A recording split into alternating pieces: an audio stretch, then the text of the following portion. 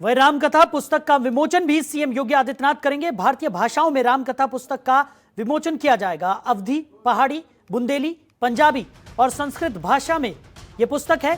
CM के साथ विधानसभा अध्यक्ष हृदय नारायण दीक्षित भी मौजूद रहेंगे। तो शाम 6 बजे 5 कालिदास मार्ग से पुस्तक का विमोचन किया जाएगा। बड़ी खबर आपको बता रहे हैं।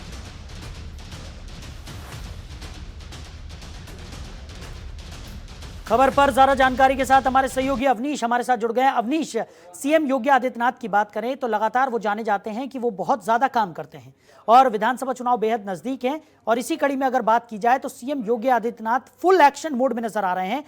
आज की बात करें तो कई सम्मेलनों में वो हिस्सा लेने वाले हैं, साथ ही साथ रामकथा पुस्तक का विमोचन भी वो अलग अलग भाषाओं में करने वाले हैं। आज क्या कुछ जानकारी निकलकर सामने आ रही है, क्या तैयारियां की गई हैं?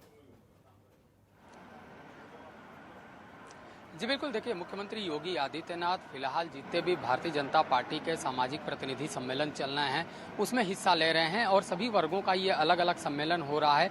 ऐसे में सभी वर्गों को कहीं ना कहीं मुख्यमंत्री योगी आदित्यनाथ साध रहे हैं। तो साफ तौर पर जो भारतीय जनता पार्टी की नीतियां हैं, विचारधारा हैं, उससे जोड़ने का काम किया जा रहा है। वहीं भारतीय जनता पार्टी ने तमाम जो कार्यक्रम और अभियान चलाए हैं उससे जोड़ने का काम किया जा रहा है। मुख्यमंत्री लगातार अपने संबोधन में अपने 4.5 साल की उपलब्धियों को गिना रहे हैं और बता रहे हैं कि किस तरीके से उत्तर प्रदेश में गुंडा राज खत्म किया, माफियाओं को खत्म किया। उसके बाद तमाम जो भू माफिया हैं उनके जो अवैध जमीन पे कब्जा हुआ था उसको हटाया, वहां पे सरकारी स्कूलों का निर्माण करवाया। किस तरीके से जो स्वास्थ्य के क्षेत्र है वहां पे सुविधाएं दी गई, महिलाओं को सुविधाएं दी गई, युवाओं को सुविधाएं दी गई। तो तमाम जो 4.5 साल के विकास कार्य हैं उसकी उपलब्धियां वो गिना रहे हैं। तो साफ है कि आने वाले विधानसभा चुनाव में सबका साथ सबका विकास का नारा लेकर ही भारतीय जनता पार्टी जनता के बीच में जा रही है। ऐसे में सभी वर्गों के साथ एक एक करके सम्मेलन हो रहा है।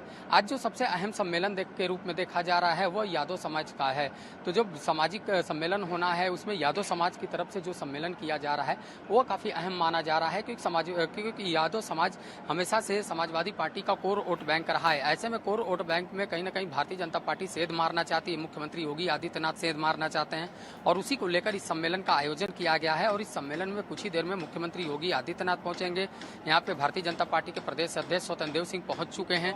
तमाम जो यादव समाज से जुड़े हुए भारतीय जनता पार्टी के नेता है वो यहाँ पे पहुंच चुके हैं और सभी को भारतीय जनता पार्टी की विचारधारा से जोड़ा जाएगा। और यादव समाज के लिए और ओबीसी खासतौर पे वर्ग के लिए जो काम किया गया है उस काम के बारे में बताया जाएगा। तो मुख्यमंत्री योगी आदित्यनाथ किस तरीके से यादव समाज को उत्तर प्रदेश सरकार ने अभी तक लाभ दिया है और किस तरीके से सबका साथ सबका विकास के साथ लेकर आगे बढ़ रही है उसके बारे में बताएंगे। तो उम्मीद जताई जा रही है कि कहीं ना कहीं वह विपक्ष पे भी तीखा सवाल कर सकते हैं।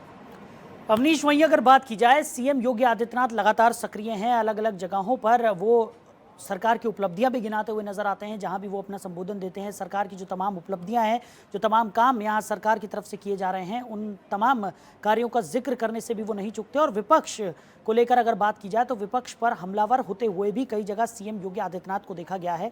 तो एक खास रणनीति के तहत ये माना जा सकता है कि आने वाले विधानसभा चुनाव के लिए जो भारतीय जनता पार्टी है वो पूरी तरह से तैयार है और लगातार जो तमाम कार्य हैं उनकी जिम्मेदारी यहाँ पर सीएम योगी आदित्यनाथ बखूबी निभा रहे हैं।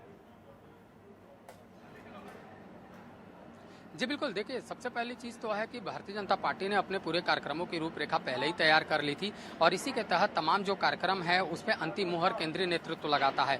तो साफ तौर पे है कि सामाजिक प्रतिनिधि सम्मेलन पे भी मुहर लग गई थी और 13 तारीख से इसकी शुरुआत हो गई थी और सभी जितने भी अलग अलग वर्ग हैं उन सभी समाज का अलग अलग सम्मेलन किया जा रहा है, जिसमें खुद मुख्यमंत्री योगी आदित्यनाथ जा रहे हैं, उस समाज को संबोधित कर रहे हैं और किस तरीके से समाज के जो अलग अलग वर्ग है उनको लाभ दिया गया उसके बारे में बता रहे हैं। तो खास बात है कि आज जब यादव समाज के सम्मेलन में वो शिरकत करेंगे तो स्वाभाविक सी है कि किस तरीके से जो समाजवादी पार्टी ने यादव वोट बैंक के नाम पे किस तरीके से उनका शोषण किया है और उनको क्या कुछ नहीं दिया जिनके वो हकदार हैं उसको लेकर चर्चा करेंगे और आगे की रणनीति के बारे में बताएंगे कि आखिर भारतीय जनता पार्टी की विचारधारा से यादव समाज को कैसे जोड़ा जाए। तो एक बड़ी उपलब्धि होगी कि अगर भारतीय जनता पार्टी अपने वोट प्रतिशत को बढ़ा पाती है 2022 के विधानसभा चुनाव में, वो भी यादव वोट बैंक को, तो एक बड़ी कामयाबी भारतीय जनता पार्टी के लिए होगी। वहीं अगर सबसे बड़ा नुकसान देखा जाए तो समाजवादी पार्टी के लिए होगा। अवनीश, जिस तरीके से सीएम योगी आदित्यनाथ आज भी कई सम्मेलनों में शिरकत करने वाले हैं, इन तमाम सम्मेलनों में शिरकत करने के साथ साथ सीएम योगी आदित्यनाथ की बात अगर करें तो जनता दरबार भी वो लगातार लगा रहे हैं, यानी कि जनता से रूबरू होने की कोशिश भी यहाँ पर उनकी पुरजोर तरीके से जारी है और जनता की समस्याओं को वो सुनते हैं, उनको आश्वासन देते हैं। तो यानी जनता के बीच में जो भारतीय जनता पार्टी की एक छवि है उसको और ज़्यादा मजबूती देने के लिए सीएम योगी आदित्यनाथ लगातार कार्य कर रहे हैं।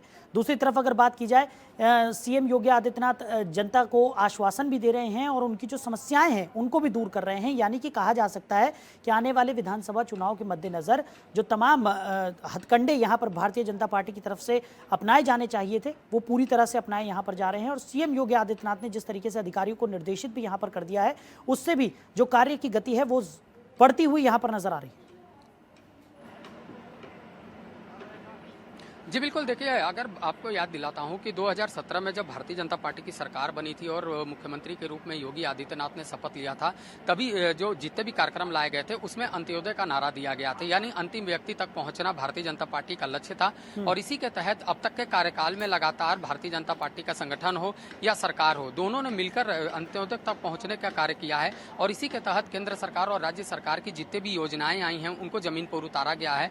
और उसी का नतीजा है कि अन्य राज्यों की तुलना में जितनी भी योजनाएं हैं वो उत्तर प्रदेश में काफी तेज आगे निकल चुकी हैं। तो इसी को लेकर लगातार प्रधानमंत्री नरेंद्र मोदी भी अपने मन से उत्तर प्रदेश सरकार की उपलब्धियों को गिनाते हैं, उनकी प्रशंसा करते हैं। अगर गृह मंत्री अमित शाह की बात करें तो वो भी इसकी प्रशंसा करते हैं। और लगातार जो केंद्रीय नेतृत्व है वो लगातार उत्तर प्रदेश आता है। राजधानी लखनऊ में प्रदेश मुख्यालय पर लगातार मंथन चलता है, कार्यक्रम बनाए जाते हैं, अभियान बनाए जाते हैं।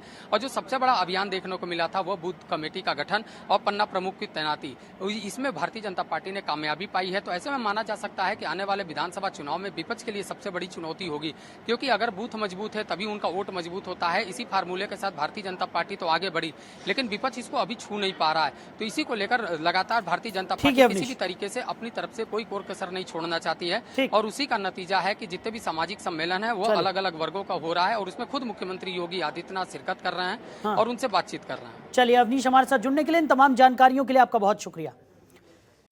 खबरों के निष्पक्ष विश्लेषण के लिए सब्सक्राइब करें Jantantra TV and press the bell icon. Never miss any update.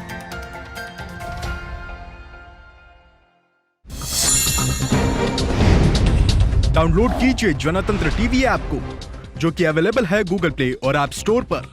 अधिक जानकारी के लिए अभी डाउनलोड करें।